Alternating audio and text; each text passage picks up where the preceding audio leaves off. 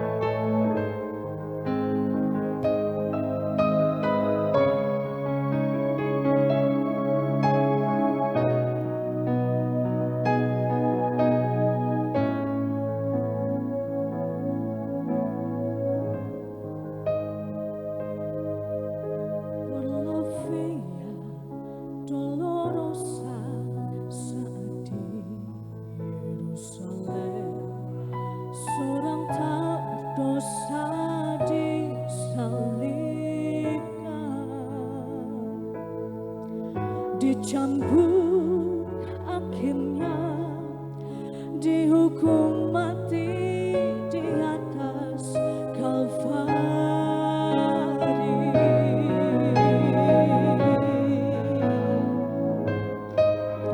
Dipukul hingga berdarah, bilur-bilur di punggungnya, mahkota duri pada kepalanya, dicaci, dicambuk, diteriakan kematiannya.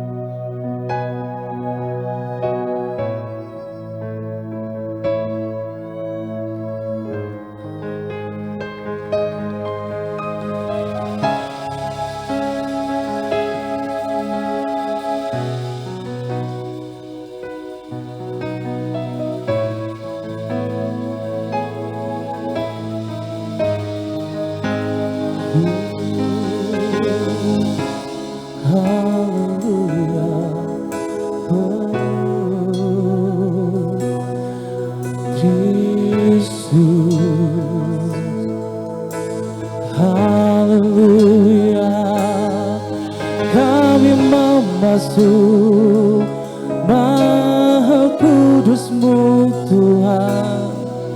Oh, haleluya, oh, pengorbanan-Mu Tuhan selamatkanku. Oh, terima kasih Yesus, terima kasih Tuhan. Haleluya. Oh, ku masuk ruang kudus dengan darah anak domba. Ku masuk dengan hati tulus menyembah yang maha kuasa. Masuk ruang Maha Kudus dengan darah anak domba.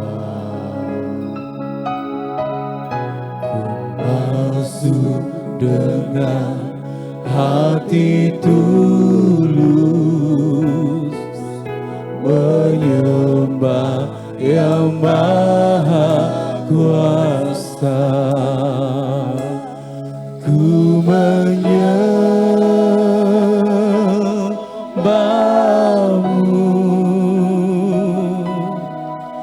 ku sembah-Mu,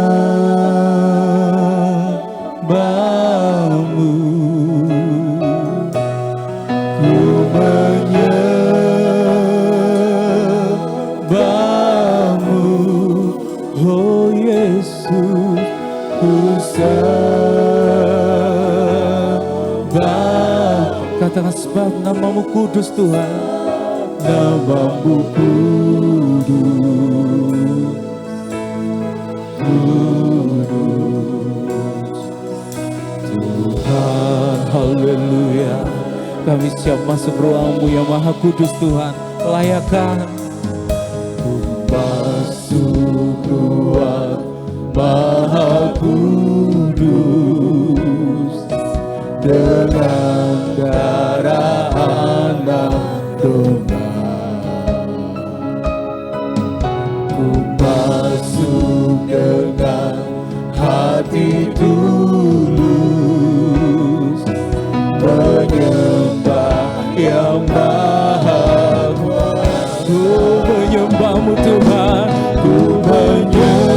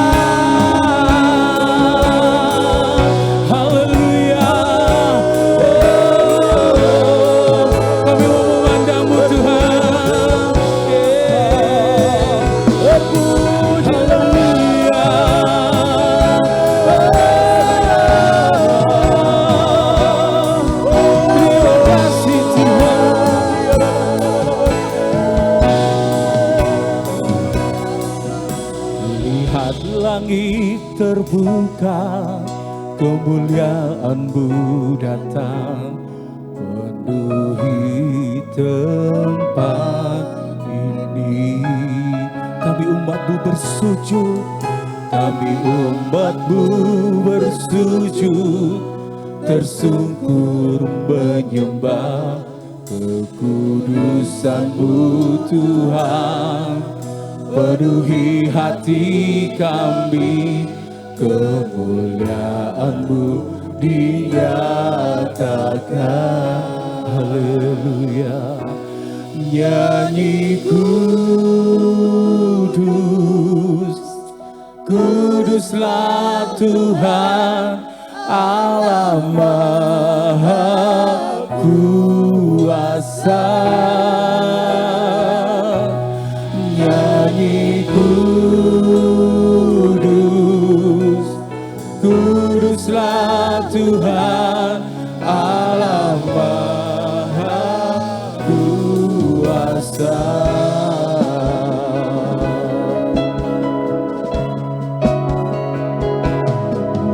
Kulihat langit terbuka, kemuliaan-Mu datang penuhi tempat ini. Kami umat-Mu bersujud, tersungkur menyembah kekudusan-Mu Tuhan. Penuhi hati kami, kemuliaan-Mu dinyatakan. Angkat tinggi-tinggi tangan, katakan nyanyi kudus, haleluya, kuduslah Tuhan Allah Maha Kuasa. Oh, nyanyi kuduslah Tuhan Allah Maha Kuasa. Lebih keras lagi kita adakan pujian ini. Nyanyi kuduslah Tuhan Allah Maha Kuasa. Nyanyi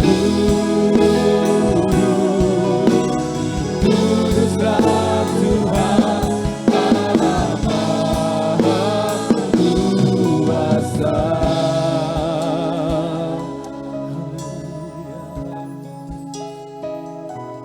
Nyanyi kudus, kuduslah Tuhan Allah Maha Kuasa. Nyanyi kudus, kuduslah Tuhan Allah Maha Kuasa. Nyanyi kudus, kuduslah Tuhan Allah Maha Kuasa. Nyanyi kudus, kuduslah Tuhan Allah Maha Kuasa. Nyanyi kuduslah Tuhan Allah Maha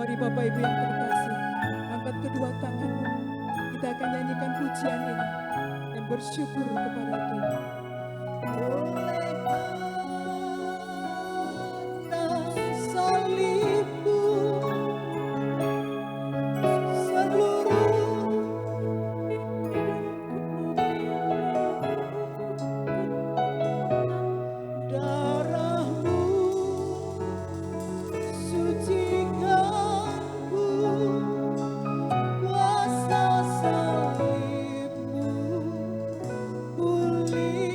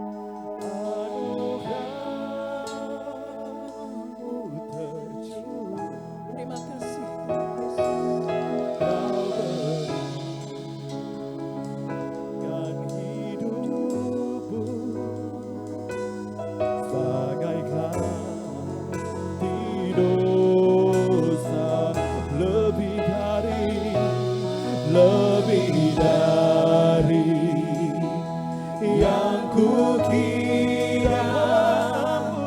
Pengampunan yang kuterima,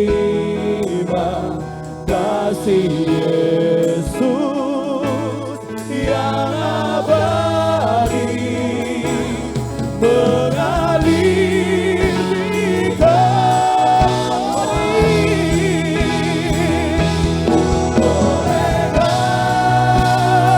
Olehnya salibku, seluruh hidupku milik Tuhan.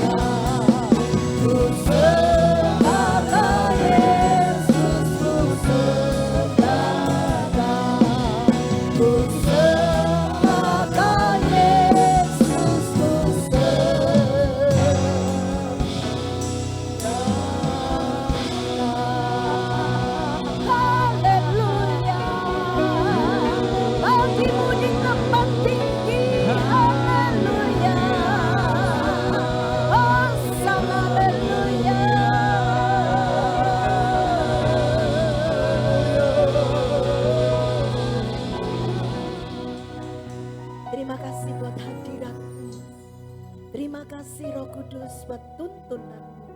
Kami mau masuk lebih lagi, memperingati karya besarmu bagi penyelamatan manusia. Kami mau bersekutu dengan firman kebenaran. Urapi hambamu, urapi kami semua. Porsi yang sama, kami boleh menikmati berkat-berkat rohani, membangun iman kami kepadamu, melekat, mengasihi dan melakukan firman kebenaran. Kami mau sambut itu hanya di dalam nama Tuhan Yesus Kristus.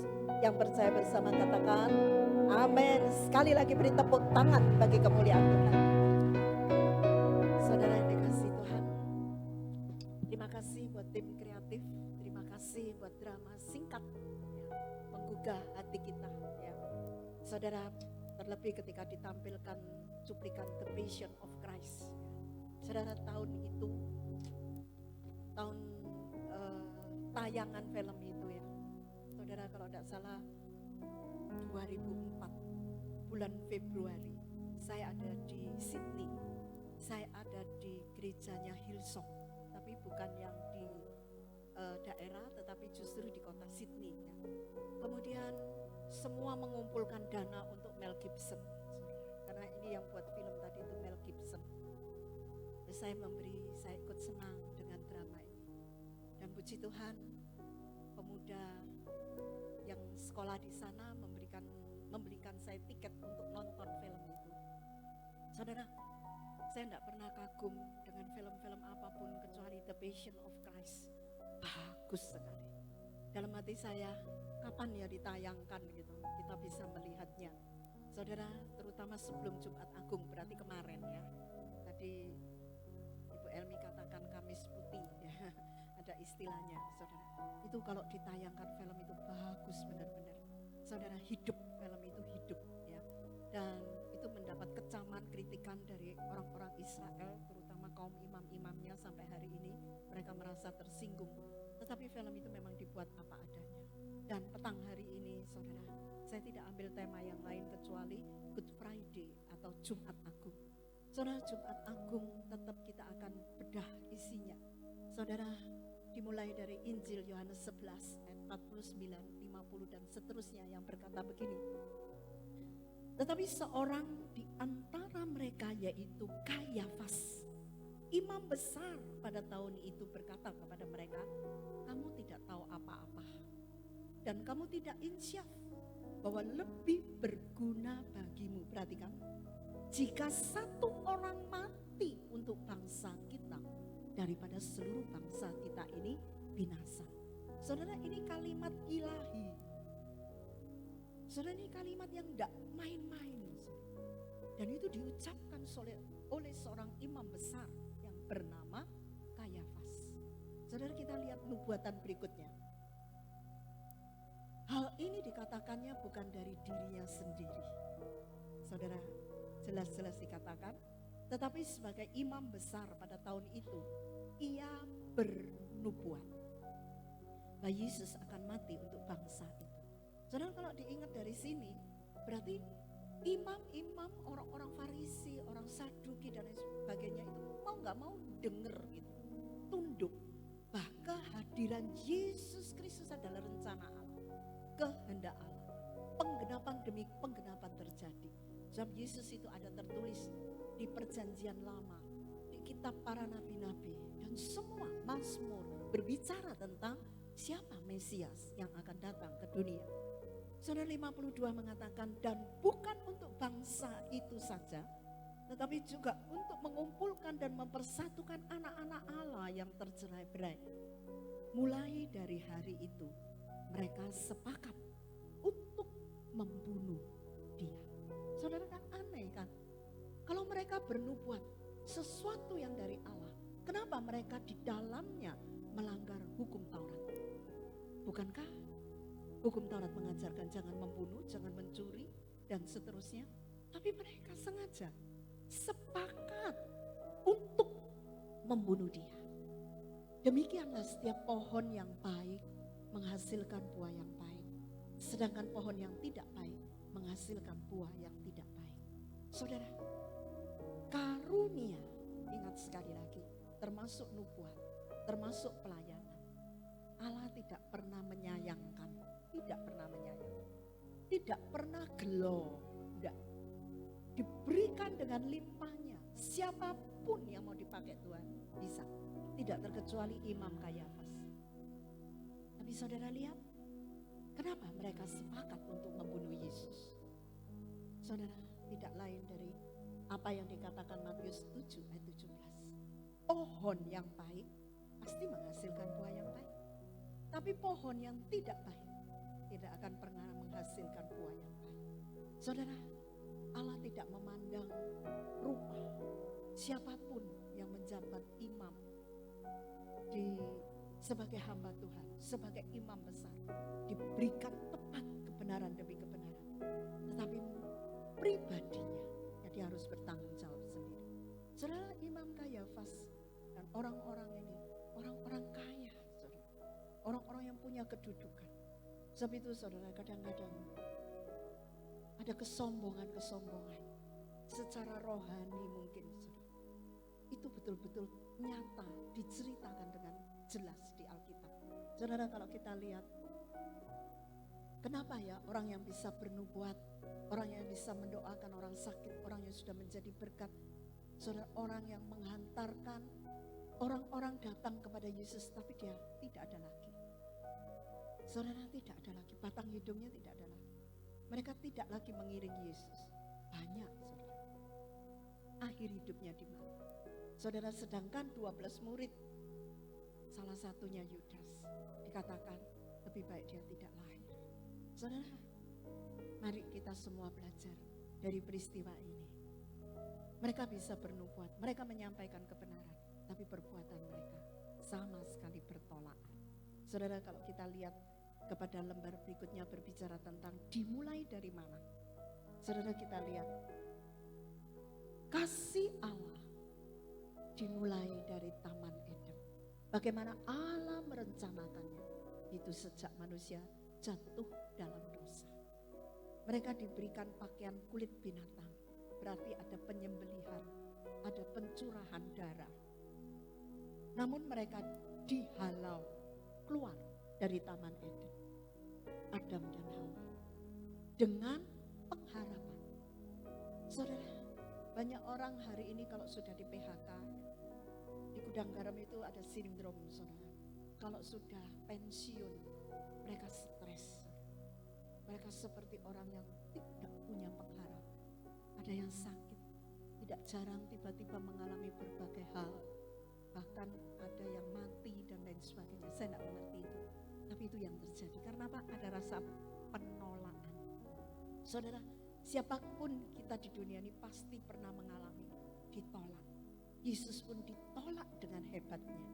Tetapi jangan pernah lupa, Yesus juga memberikan kepada kita pengharapan. Allah memberikannya melalui Kejadian 3:15. Aku akan mengadakan perseteruan antara engkau dan perempuan ini, antara keturunanmu dan keturunannya. Keturunannya akan meremukkan kepalamu dan kau akan meremukkan tumitnya. Siapa keturunan perempuan itu?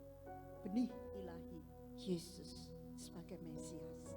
Saudara, kita melihat lembar berikutnya yang dikatakan keluar dari Eden.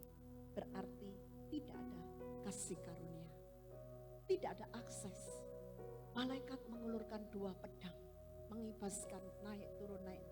Kalau sampai ada yang masuk, saudara mau tidak mau ada penumpahan darah lagi. Saudara, kita lihat begitu ketatnya manusia ditolak, tidak boleh masuk. Karena apa? Pengharapannya manusia kelak akan ditebus lewat pergumulan demi pergumulan. Saudara, dan kita tahu sejak tidak ada akses, kita lihat tidak ada anugerah. Dan akibat pohon pengetahuan baik dan jahat, lahirlah Kain dan Habil. Kain membunuh Habil. Saudara, belum ada akses untuk datang kepada Allah sampai Hawa melahirkan Set, dan Set melahirkan Enos. Dikatakan lahirlah seorang anak laki-laki bagi Set juga, dan anak itu dinamainya Enos. Waktu itulah orang mulai memanggil nama Tuhan. Saudara, mau tidak mau, orang yang berdosa harus menerima akibatnya. Saudara, kesedihan itu menumpuk. Saudara, bagaimana Hawa hidup kehilangan anaknya dan melihat anak yang ada begitu jahatnya. Sebelum ayat 26 ada beberapa ayat di atasnya itu berbicara tentang kejahatan demi kejahatan. Saudara, saya tidak membahas itu, cuman saya katakan sejak hari itu harus membangun mezbah, ditumpuk batu-batu, dibawa persembahan, mencari Allah. Saudara, hari ini Tuhan tidak menuntut kita seperti itu, tapi mezbah keluarga, mezbah doa-doa dipanjatkan itu harus ada. Keluarga demi keluarga, buat mezbah keluarga. Saudara, ada kesempatan bertemu dengan anak-anak karena sudah berkeluarga, kumpulkan untuk berdoa. Saudara, anak-anak yang berumah tangga, anak-anak muda yang berumah tangga harus belajar mengumpulkan suami dan anak-anaknya untuk mezbah keluarga. Walaupun hanya beberapa menit, saudara, atau membaca Alkitab bersama lebih panjang lagi, bisa sharing, bisa kesaksian. Saudara melihat anak-anak disentuh, mendengar firman, dan ada keterbukaan hati, dan ada saling mendoakan. Harus ada mezbah. Saudara, itu akses kesempatan kita mencari Tuhan sejak lahirnya Enos. Kita melihat halaman berikutnya. Saudara, kita melihat janji keselamatan dimulai dari mana? Keluar dari Mesir. Sebab itu Paskah itu disebut Pasak, artinya lewat. Saudara, di dalam Keluaran 12 ayat yang ke-7, kemudian dari darahnya haruslah diambil sedikit dan dibubuhkannya pada kedua tiang pintu dan pada ambang atas, pada rumah-rumah di mana orang memakannya. Maka haruslah kamu berkata, itulah korban Paskah bagi Tuhan yang melewati rumah-rumah orang Israel di Mesir ketika ia menulai orang Mesir tetapi menyelamatkan rumah-rumah kita. Lalu berlututlah bangsa itu dan sujud menyembah. Saudara, keselamatan dimulai dari mana? Keluar dari Mesir. Cara-caranya diberitahu. Saudara, darah saudara itu dilaburkan di jenang pintu supaya apa? Malaikat maut meluputkan. Begitu melihat darah, dia lewat. Hari ini yang melayakkan kita datang sebagai anak Allah di hadapan Bapa adalah darah Yesus Kristus. Tanpa itu saudara dan saya tidak akan memperoleh kelayaan, keselamatan. Bahkan saudara dan saya mungkin juga binasa. Berapa kali orang-orang di dalam perjanjian lama begitu melihat malaikat Tuhan, mereka katakan, kita telah melihat Allah tapi kita tidak mati. Saudara, kenapa? Manusia ini berdosa adanya. Tidak bisa, saudara. Sebab kehadiran Allah itu tinggal satu, menyelamatkan atau membinasakan. Paulus katakan, aku adalah bau harum bagi mereka yang menerima Injil keselamatan, tapi bau maut bagi mereka yang akan binasa. Saudara, kalau sampai di bagian ini, sedihnya luar biasa. Saudara, saya pernah mengalami itu, bagaimana saya menginjili asisten saya, kemudian dia membawa keluarganya, tapi istrinya menolak. Dan beberapa hari saja, saudara, waktu itu saya ada di salon, saya bilang, kok hati saya sedih ya, seperti ada sesuatu yang gugur. Ternyata benar, jam yang sama orang ini meninggal dunia. Saudara, Injil yang saya sampaikan bukan berbau harum bagi keselamatan, tapi berbau maut karena ia menolak dan dibinasakan. Saudara, dikatakan bahwa layar berikutnya ya, untuk beribadah. Saudara, dalam ibadah Paskah menjadi peringatan khususnya bagi pasukan. Saudara, ayat ini unik ya. Hari ini akan menjadi hari peringatan bagimu. Kamu harus merayakan sebagai hari raya bagi Tuhan turun-temurun. Kamu harus merayakan sebagai ketetapan untuk selamanya. Jadi kamu harus tetap merayakan hari raya makan roti yang tidak beragi. Sebab tepat pada hari ini juga aku membawa pasukan-pasukanmu keluar dari tanah Mesir. maka haruslah kamu merayakan hari ini turun-temurun. Itulah suatu ketetapan untuk selama-lamanya. Saudara, Tuhan tidak menyebutkan umat, enggak, tetapi pasukan. Saudara, loh, bangsa Israel disebut pasukan. Malam itu keluar dari tanah Mesir, tujuannya beribadah. Dan ini harus diperingati turun-temurun. Ini menjadi permulaan segala ibadah raya. Itu sebabnya saya bersyukur jemaat yang hadir persis seperti hari Minggu. Saudara, berarti saudara dan saya menghargai betul-betul hari Jumat Agung ini. Memperingati kematian Tuhan disertai drama singkat dan mengharukan. Saya percaya ini bukan satu kebetulan. Saudara, ini betul-betul menghargai peringatan tentang Good Friday atau Jumat Agung. Saudara, dikatakan harus makan roti tidak beragi. Kita akan melihat apa artinya. Tolong lembar berikutnya, PPT. Makan roti tidak beragi dan sayur pahit. Ayat 8 katakan dagingnya harus dimakan. Dimakan mereka pada malam itu juga. Yang dipanggang mereka harus makan dengan roti yang tidak beragi beserta sayur pahit. Roti yang tidak beragi itu matsal. Saudara, itu bahasa Ibraninya. Artinya apa? Jangan kompromi dengan kenikmatan duniawi. Jangan kompromi dengan dosa-dosa. Saudara, roti yang ada raginya itu enak. Saudara, roti curian, Amsal katakan itu nikmat rasanya. Saudara, sesuatu yang berbau dosa itu seringkali membuat orang ketagihan, saudara. Dan itu sebabnya Alkitab katakan malam itu harus makan roti yang tidak beragi dan sayur pahit. Sayur pahit juga mengingatkan kita bahwa Tuhan telah menebus kita dari penderitaan di Mesir, penderitaan di dunia. Saudara, hari ini kalau kita tidak menjadi anak Tuhan, saudara, di mana kita berada? Apa yang kita alami? Bukankah penderitaan demi penderitaan? Sebab itu Yesus datang ke dunia untuk menyelamatkan saudara dan saya dari berbagai penderitaan. Saudara, jangan kompromi lagi dengan dosa, dengan perkara-perkara duniawi, karena Tuhan telah menebus kita. Saudara, berbicara tentang Dia menebus kita dari perbudakan. Mesir itu berbicara tentang perbudakan. Saudara, di Kediri ada orang yang kerja keras, saudara. Sampai anak-anak di bank kan, bose teko katanya gitu, saudara. Padahal yang dipakai Honda kuno, celana pendek, sandal jepit. Tapi uangnya puluhan miliar. Makanya anak-anak menghormati. Nggak dayani katanya, saudara. Tapi di usia 50 sekian, dia sakit, dia mati, dan tidak menikmati apa. Saudara, kenapa? Hidupnya sebagai hamba uang, bekerja keras, tidak menikmati apa. Saudara, jangan lagi kita diperbudak oleh apapun. Yesus penebus kita. Boleh bekerja yang wajar dengan cara menghargai hari Sabat, menghargai hari di mana Tuhan membuat kita masuk perhentian beribadah kepada Dia. Saudara, 1 Petrus 1 ayat 7 dikatakan bahwa padang gurun itu merupakan didikan dengan maksud semuanya itu untuk membuktikan kemurnian imanmu. Saudara, kenapa saya katakan begini? Karena saya kalau berbicara tentang pasukan-pasukan bangsa Israel keluar dari tanah Mesir, hidup di padang gurun, harusnya tahu ini hidup pengasingan bersama Tuhan.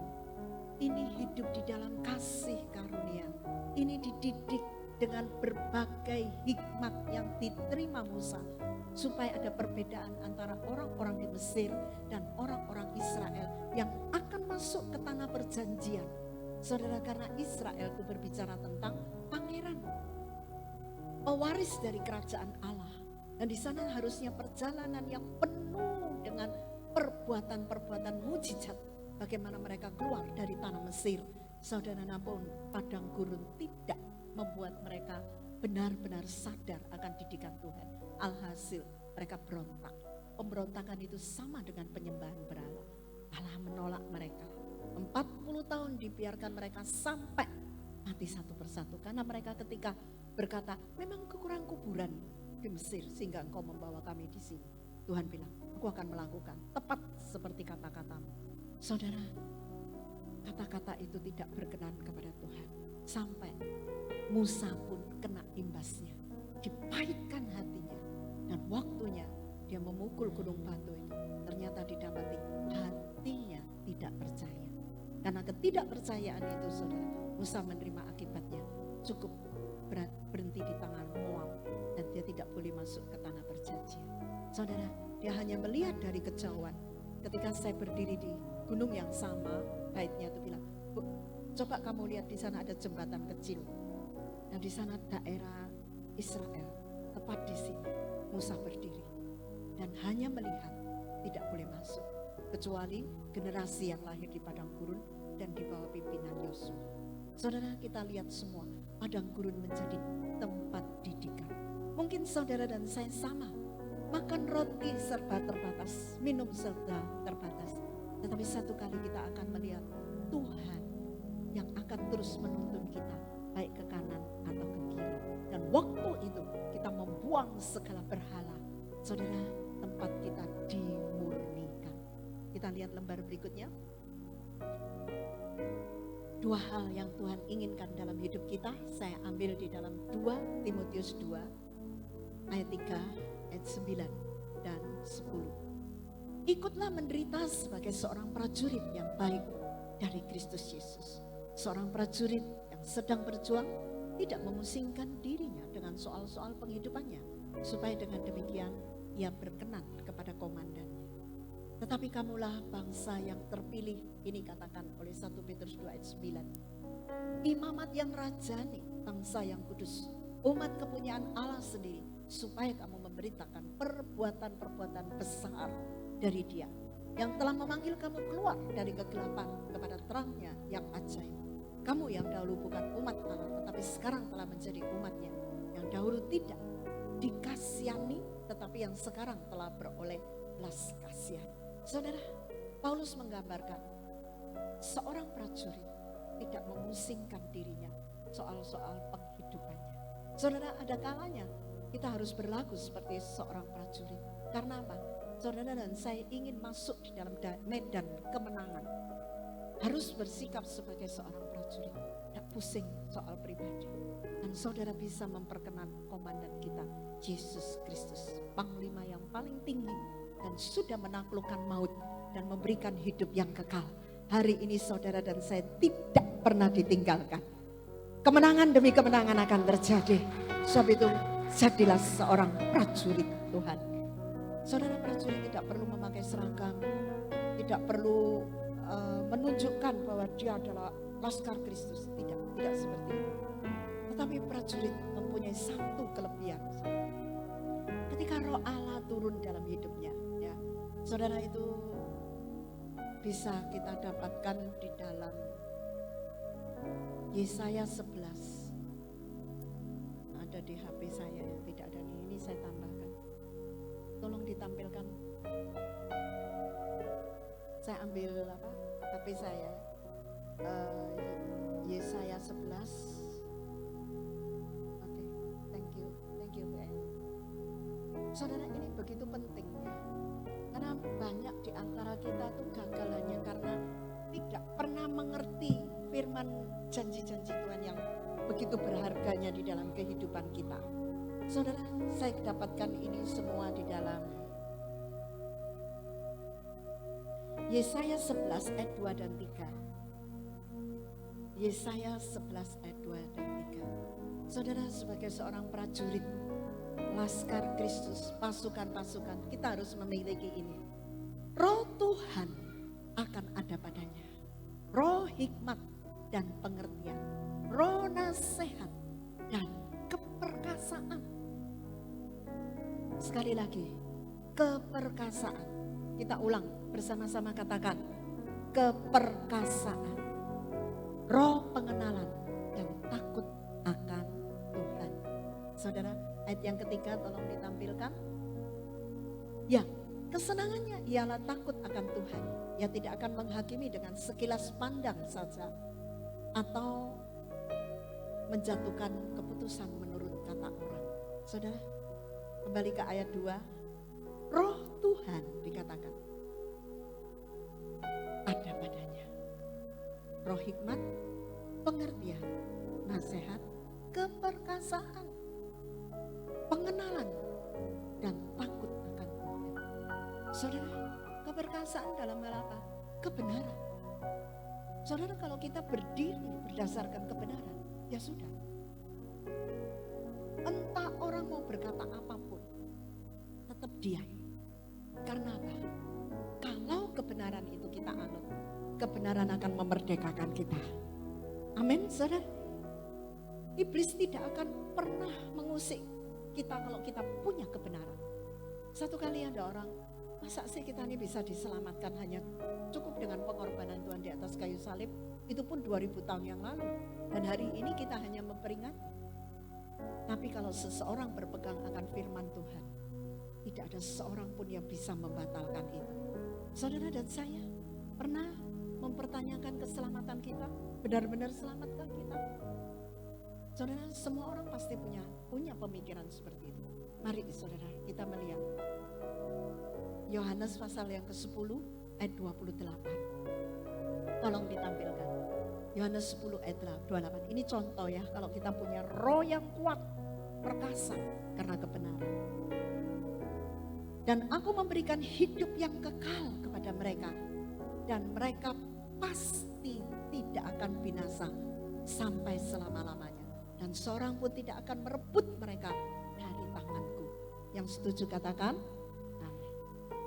Pasti kalimat ini harus saudara dan saya miliki. Saudara, mungkin iblis datang menuduh kita, itu masa lalu kita. Kalau iblis datang memang dia sebagai pendakwah menuduh hari ini kesalahan-kesalahan kita. Mari kita bawa semua kepada Tuhan yang akan mengampuni kita, yang memperbarui kita oleh darahnya di dalam batin kita, supaya kita tidak lagi jatuh dalam dosa. Dan kalau seperti itu sudah selesai, katakan, saya pasti tidak akan binasa selama-lamanya, karena hidup saya ada di tangan Tuhan, dan tidak seorang pun bisa merebutnya itu dari saya. Tapi kalau kesaksian kita tidak benar, bagaimana kita memuliakan Tuhan? Ya. Saudara, kita kembali kepada PPT tadi yang berbicara tentang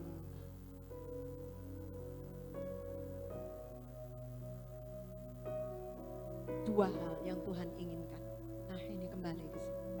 Yang pertama, seorang prajurit punya roh perkasa, punya dasar kebenaran firman Tuhan.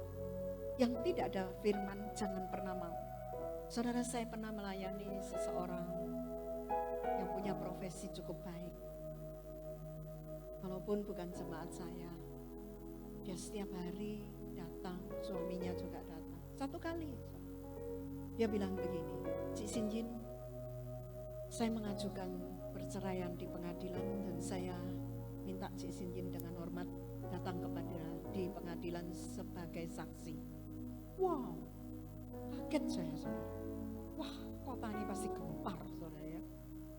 Seorang hamba Tuhan, saya maju di persidangan sebagai saksi untuk perceraian. Saudara, bagaimana saya melepaskan diri dari tuntutan seperti ini, karena dia baik, dia ngikuti saya, tapi saya nggak ngerti tiba-tiba rencananya minta cerai. Seorang yang punya profesi. Saya bilang dia, kalau ada ayatnya boleh menjadi saksi cerai, lebih-lebih lagi saya akan datang. Tapi selama tidak ada ayatnya, saya tidak akan. Saya belajar berdiri benar dan saya tidak mau kompromi. Sejak itu dia meninggalkan saya dan tidak lagi mau menuruti nasihat saya. Beberapa waktu berjumpa, saya tetap tegur sapa baik. Tapi saya tetap di dalam kebenaran, saya tidak mau kompromi. Saya tahu satu-satunya yang membuat saya juga dibebaskan adalah saya tetap berjalan di dalam kebenaran Allah yang bertanggung jawab di dalam hidup saya. Tapi kalau saya keluar dari kebenarannya, saya harus bertanggung jawab sendiri. Saya tidak mau. Saya tahu hidup saya ada di dalam tangan Tuhan. Yang setuju katakan amin. Tuhan kan banyak meluputkan kita dengan perbuatan-perbuatan yang besar dari Dia. Supaya apa? Kita menceritakan tentang kemuliaan Tuhan. Harusnya bangsa Israel seperti itu. Saudara, mereka sudah ditakuti dan tidak seorang pun berani berdiri di hadapan mereka karena Allah. Dan mereka siap masuk ke tanah perjanjian, namun gagal. Mereka yang menyaksikan perbuatan Tuhan yang besar justru mati di padang gurun. Sehingga anak-anaknya tidak tahu itu. Dan kemuliaan Tuhan tidak disampaikan. Padahal Tuhan menyiapkan mereka, bangsa Israel, yang dikatakan pasukan Tuhan, untuk menyatakan kemuliaan Tuhan, perbuatan Tuhan yang besar. Dengan syarat apa? Menjadi imamnya. Tapi bagi kita yang bukan siapa-siapa, Tuhan katakan, kamulah bangsa yang terpilih, imamat yang rajani, bangsa yang kudus, umat kepunyaan Allah sendiri, supaya kamu memberitakan perbuatan-perbuatan yang besar dari Dia. Saudara, imam-imam Tuhan bukan berarti yang harus di mimbar. Tidak diwajibkan, tidak harus berbicara seperti saya. Saya dulu, saudara, jangankan bicara begini, disuruh doa itu namanya dengkul, itu sekotean, saudara. Dengkul itu bisa tatapan begini. Sampai gini, loh ini namanya dengkul kotean, bisa derdek gitu, saudara. Tidak semua bisa di depan. Tapi mulailah belajar bersaksi dengan teman sekerja. Saudara, dengan orang-orang yang kita jumpai. Saya senang, itu kesempatan saya bersaksi. Saudara, terutama ketika saya ada di bekerja di menengah ke atas, papan menengah ke atas. Saudara, saya bertemu dengan orang-orang penting, artis juga. Saya tetap bersaksi. Saudara, saya ceritakan. Saya lupa beberapa nama penting. Sampai besoknya datang lagi cari saya. Tapi saya sudah memimpin doa puasa di Kediri dan tidak berjumpa. Saya itu tidak berjumpa. Tapi pada kesempatan itu saya pegang rambutnya, saya bilang gini, cuman ada satu kasih yang kekal, yang betul-betul membuat kita mengalami sukacita, damai sejahtera, dan tidak ada yang lain. Saudara, itu bencong siapa gitu, lupa saya namanya, saudara. Tapi saya saksi, saudara. Saya ceritakan. Dan lama setelah itu baru saya menjadi hamba Tuhan. Tapi sebelumnya, saudara, saya bukan siapa-siapa. Ya, saudara, cuma bersaksi bagaimana Tuhan membawa kita dari kegelapan kepada terangnya. Yang dulu bukan umat, sekarang umat. Dua hal, jangan pernah kita lepaskan. Bagaimana kita hidup di hadapan Tuhan, punya roh perkasa, kuat di dalam kekuatan Tuhan. Sebab itu Paulus katakan, segala sesuatu dapat kutanggung di dalam Dia yang memberikan kekuatan kepadaku. Amin, saudara. Saudara, dan saya dipilih, disuruh berbuah, diutus dan memuliakan nama Tuhan. Jangan mengecewakan Tuhan. Layar berikutnya. Jumat Agung memperingati kematian Tuhan. Sekali lagi terima kasih buat tim kreativitas. Titus 2 ayat 12 sampai 14 berkata, mendidik kita, ingat padang gurun mendidik kita, supaya kita meninggalkan kefasikan dan keinginan-keinginan duniawi, dan supaya kita hidup bijaksana, adil, dan beribadah di dalam dunia sekarang ini, dengan menantikan penggenapan pengharapan kita yang penuh bahagia dan pernyataan kemuliaan Allah yang maha besar dan juru selamat kita, Yesus Kristus, yang telah menyerahkan dirinya bagi kita untuk membebaskan kita dari segala kejahatan dan menguduskan bagi dirinya suatu umat kepunyaan sendiri yang rajin berbuat baik. Yang setuju katakan amin. Saudara, saya berharap kita membaca sekilas ini dari Titus, benar-benar itu melekat dalam hidup kita. Bagaimana kita juga mengikuti jejak para rasul, orang-orang kudusnya, dan hidup dibebaskan dari segala kejahatan, menguduskan diri bagi kemuliaan Tuhan, sehingga kita adalah kepunyaannya dan rajin berbuat baik. Berikutnya, Ibrani 9 ayat 13 dan 14 mengatakan, sebab jika darah domba jantan dan darah lembu jantan dan percikan abu lembu muda menguduskan mereka yang najis sehingga mereka disucikan secara lahiriah.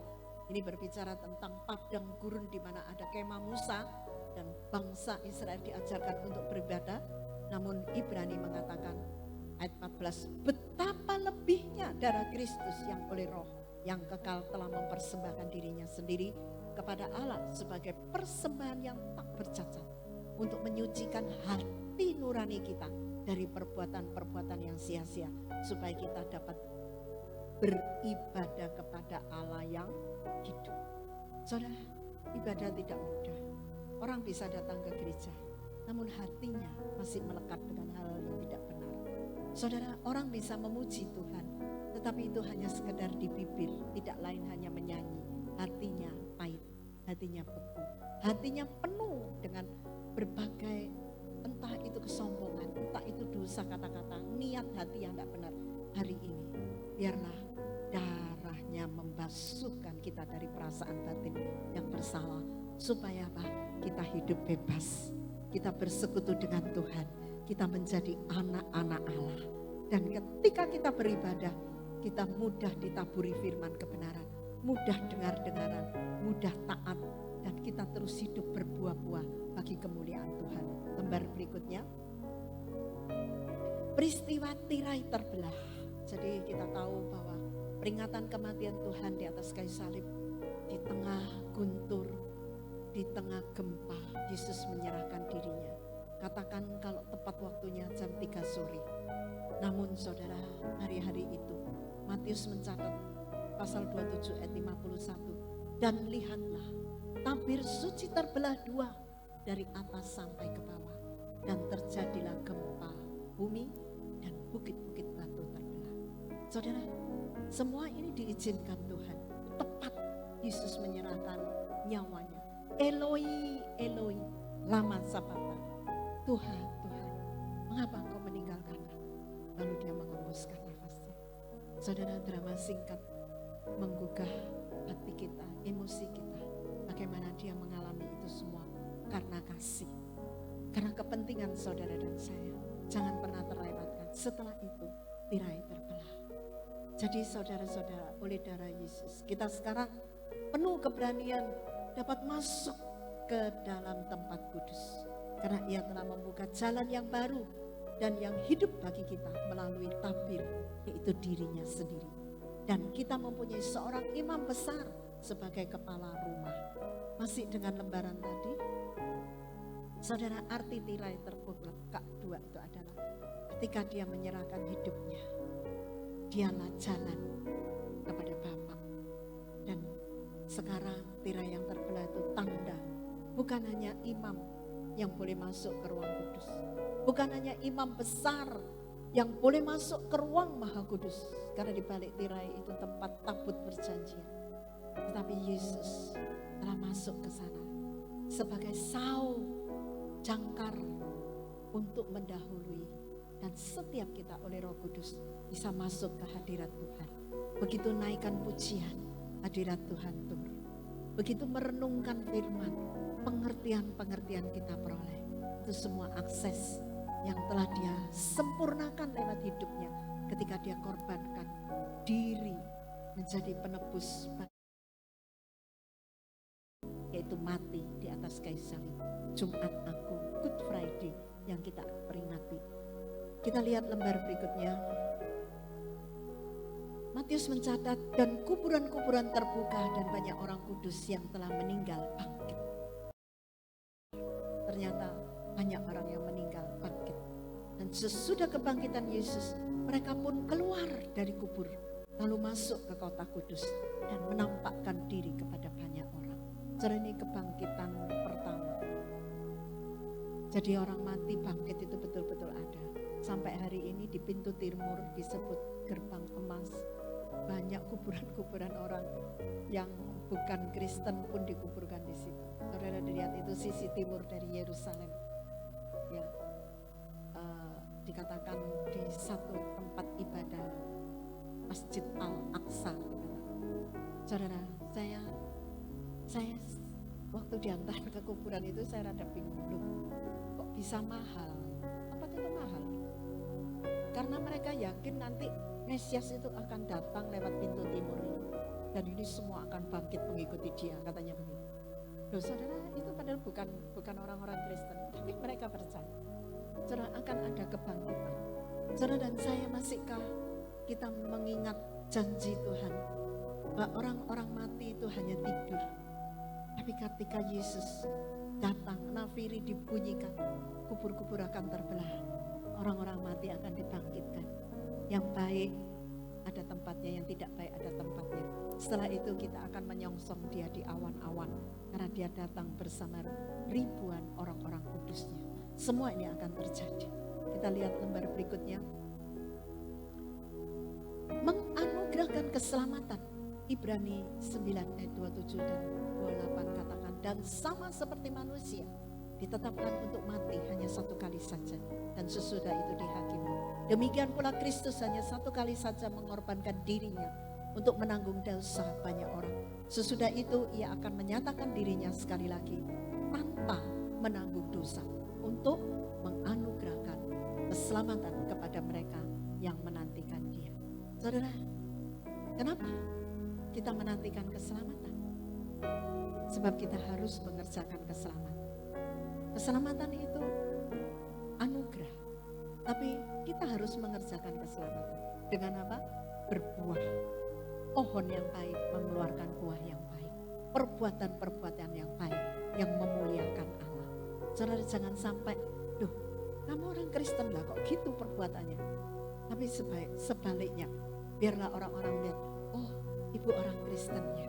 Karena apa? Dari sikap kita, tutur kata kita, perbuatan kita, semua memuliakan nama Tuhan. Itu yang Tuhan inginkan dalam hidup kita, dan kita terus menantikan Dia. Layar berikutnya. Kesimpulan, oleh karena kasih Allah merencanakan penyelamatan manusia melalui Kristus mati di atas kayu salib ganti kita, dan itu adalah anugerah.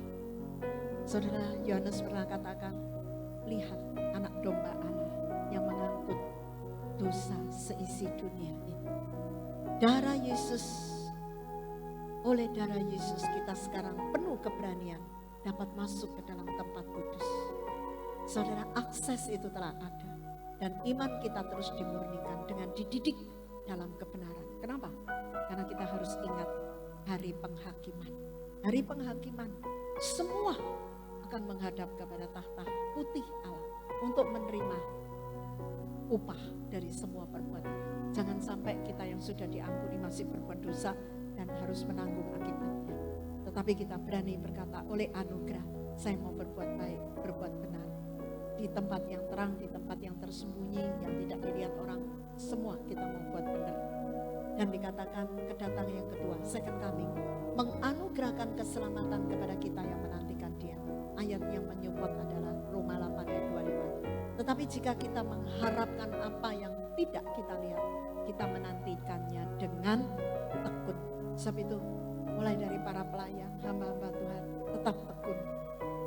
Mulai dari aktivis para pelayan tetap setia. Mulai dari jemaat pun seolah-olah engkau tidak melakukan sesuatu yang kelihatan. Tapi kalau engkau sering bersaksi, sering mengulurkan tangan, dan kau setia, Allah perhitungkan sebagai kebenaran.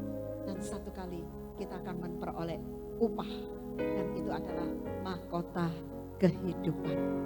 Yesus telah menanggung itu semua di atas kayu salib supaya saudara dan saya sebaliknya akan diperkaya. Saudara, mahkota duri diganti dengan mahkota yang berkilau. Kalau saudara dan saya mau bersaksi, kalau mau melayani, kalau mau berdiri di tengah pencobaan, lulus dalam ujian, Dia sediakan kita mahkota kehidupan. Masih banyak lagi firman kebenaran, tapi saya yakin semua kita pernah membaca, pernah merenungkan, dan tetap berpegang akan ayat-ayat itu. Saudara dan saya tetap juga ada di tangan Tuhan. Mari kita berdoa. Bapa, terima kasih memperingati hari Paskah, hari di mana Engkau rela mati bagi kami semua. Namun Kau tidak bisa mati. Besok lusa kami akan merayakan kebangkitan. Engkau manusianya mati, tapi rohnya hidup, dan Kau merebut kunci maut itu supaya setiap kami yang sudah ditebus, kami yang mau hidup benar dan menantikan Engkau, kami tahu Tuhan bilur-Mu menyembuhkan kami. Dan kami percaya Tuhan pada saat ini juga apapun yang dirindukan jemaat, Engkau sendiri menyempurnakannya. Mari saudara kita bangkit berdiri. Mari sekali lagi, mungkin Yesus jauh dari hidupmu atau engkau yang menjauh, katakan bersama-sama, ampuni Tuhan, layakkan aku Tuhan, supaya pada saat ini juga aku boleh mendapatkan diriku di dalam tangan-Mu. Sebagai orang percaya, aku tidak melepaskan kepercayaanmu. Kepercayaanku akan Engkau Tuhan. Aku percaya, aku membuka hatiku untuk Engkau sebagai Tuhan satu-satunya dalam hidupku. Juru selamat manusia yang mengampuni dosa, yang memberikan hidup yang kekal juga hari-hari hidup kami.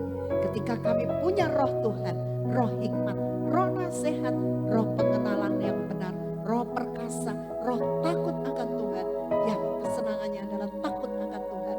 Kami tahu Engkau sendiri akan terus membawa kami kepadamu. Terima kasih, kami mengucap syukur. Saudara letakkan tangan di dada, apapun yang saudara butuhkan, pengampunan, pendamaian, kesembuhan, hidup yang diberkati, hidup yang boleh menjadi kesaksian atau menjadi pasukan prajurit-prajurit Allah dan terus masuk dalam medan kemenangan. Yakin Tuhan ada di sini, Dia dekat, bahkan lebih dekat daripada helai baju kita.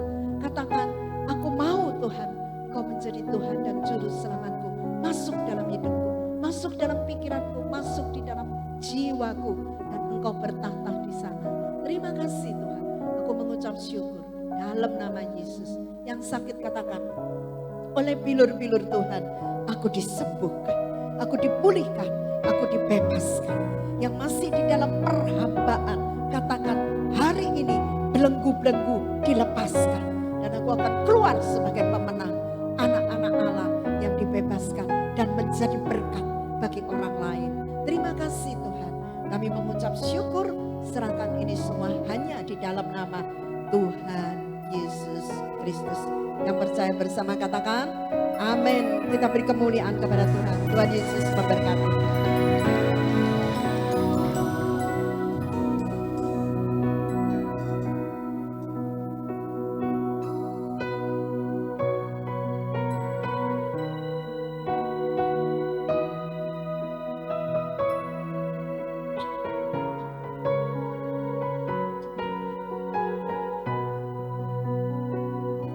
Mari kita persiapkan untuk perjamuan kudus.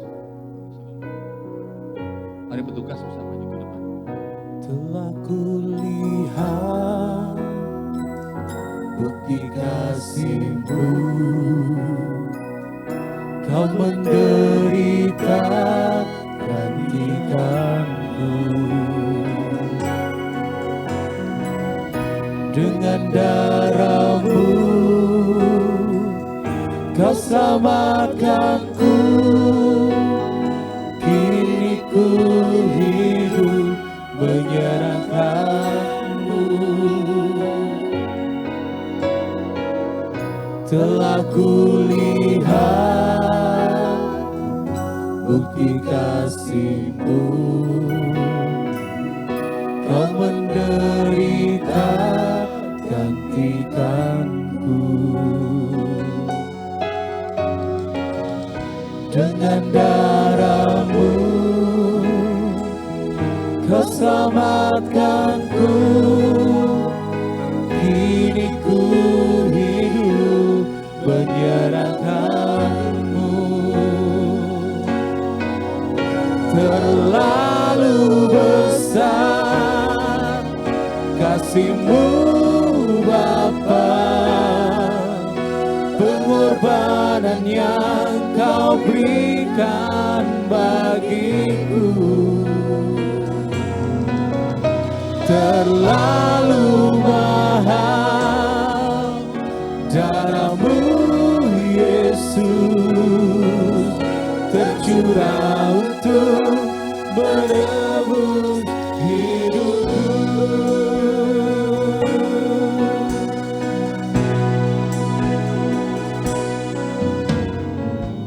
Telah kulihat bukti kasih-Mu, Kau menderita gantikanku. Dengan darah-Mu Kau selamatkanku, kini ku hidup menyerahkan-Mu.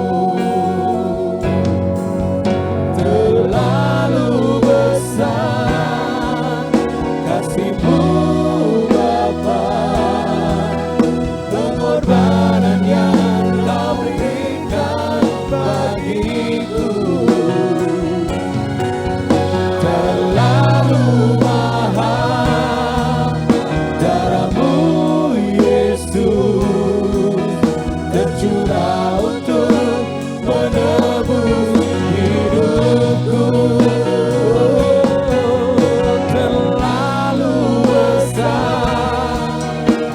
kasih-Mu Bapa, pengorbanan yang Kau berikan bagiku terlalu mahal. Darah-Mu Yesus tercurah untuk menebus hidupku. Terlalu besar kasih-Mu Bapa, pengorbanan yang Kau berikan bagiku terlalu mahal. Darah-Mu Yesus tercurah untuk menebus hidupku, tercurah untuk menebus hidupku, tercurah untuk menebus hidupku.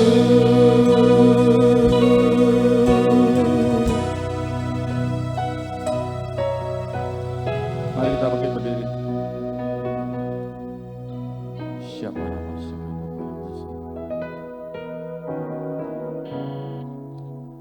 Tuhan Yesus yang kami kasih, kami tahu pada perjamuan malam makan terakhir, Engkau tahu ada seorang dari murid-Mu akan mengkhianati Engkau. Tuhan, ketika dia mencelupkan roti dan memberikan kepada Yudas, kemudian iblis masuk ke dalam Yudas. Hati-hati saudara,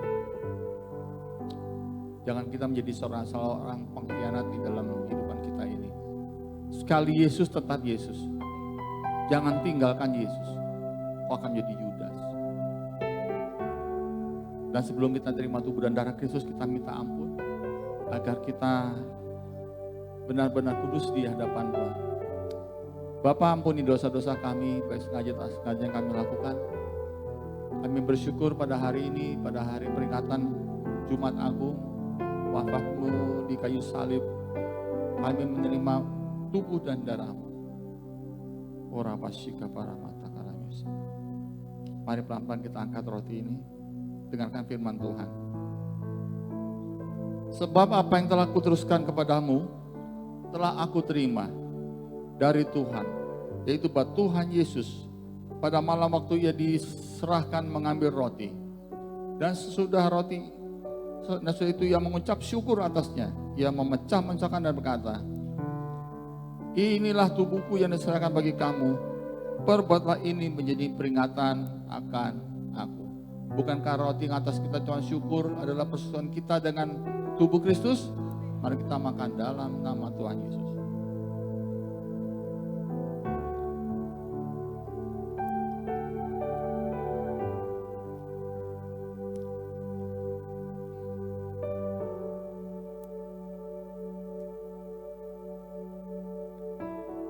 Mari kita angkat cawan anggur. Tuhan, kami tahu darah-Mu yang tercurah adalah untuk pengampunan dosa. Kami bersyukur Tuhan. Dengarkan firman Tuhan. Demikian juga Ia mengambil cawan sudah makan lalu berkata, cawan ini adalah perjanjian baru yang dimeteraikan oleh darahku. Perbuatlah ini setiap kali kamu meminumnya, menjadi peringatan akan aku. Bukankah cawan anggur yang atasnya kita ucapkan syukur adalah persekutuan kita dengan darah Kristus? Mari kita minum dalam nama Tuhan Yesus.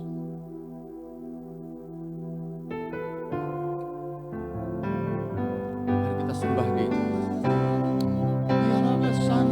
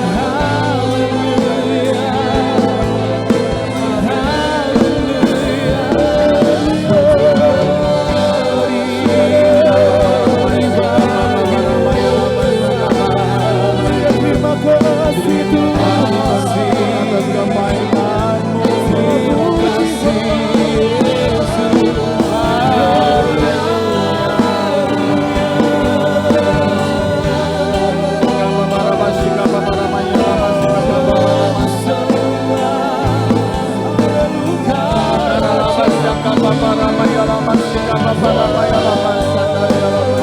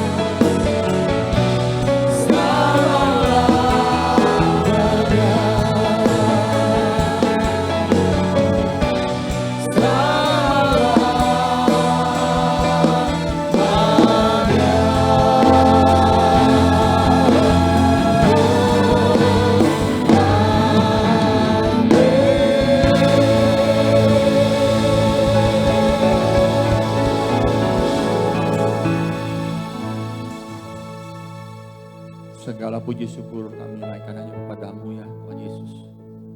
Atas penebusanmu di kayu salib. Kami bersyukur untuk kesembuhan kami. Kami bersyukur juga Tuhan untuk pemulihan kami dari dosa-dosa kami. Sehingga kami bisa berkontak langsung dengan Engkau. Tabir Allah telah terbelah dua. Kami bisa langsung masuk melalui Engkau ya Yesus. Terima kasih Tuhan. Kami juga percaya bila berkat ini, pengorbananmu ini menjamah seluruh kota Bojonegoro ini. Sehingga banyak jiwa-jiwa diselamatkan. Kami mengasihi mereka. Kami percaya kasih-Mu juga untuk melanda semua kabupaten Bojonegoro ini. Yang sakit disembuhkan, yang lemahkan dikuatkan, yang putus asa. Kau berikan pengharapan di dalam nama Yesus. Oleh nama Yesus, Engkau memberikan kami kemenangan. Kemenangan demi kemenangan. Haleluya. Amin.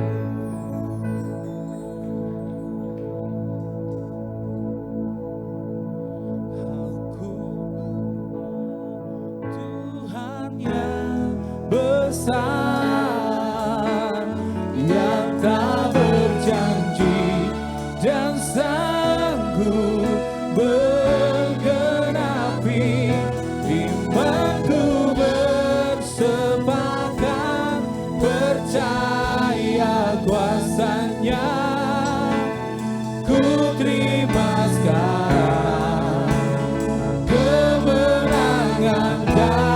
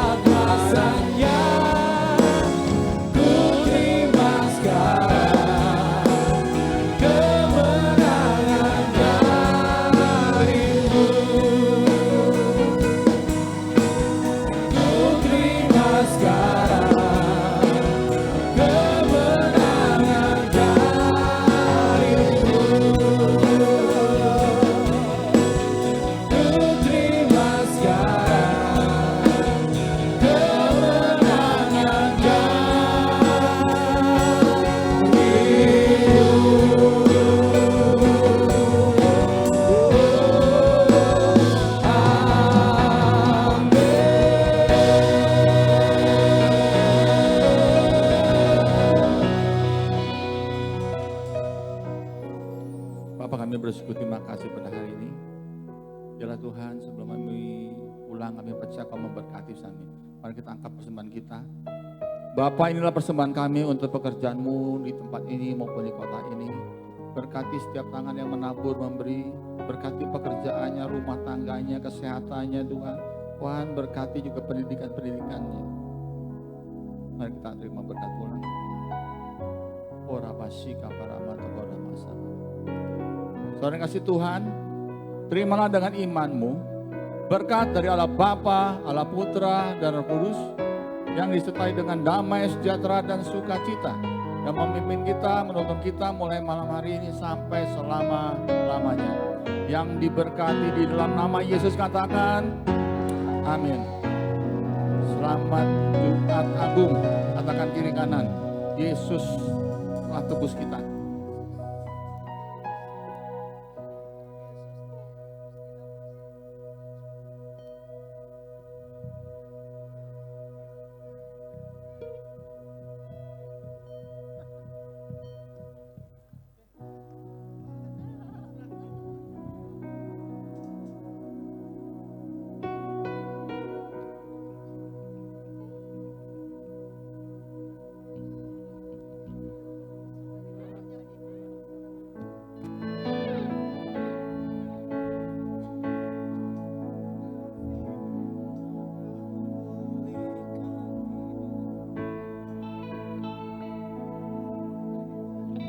Karya terbesar dalam hidupku, pengorbananmu yang selamatkanku.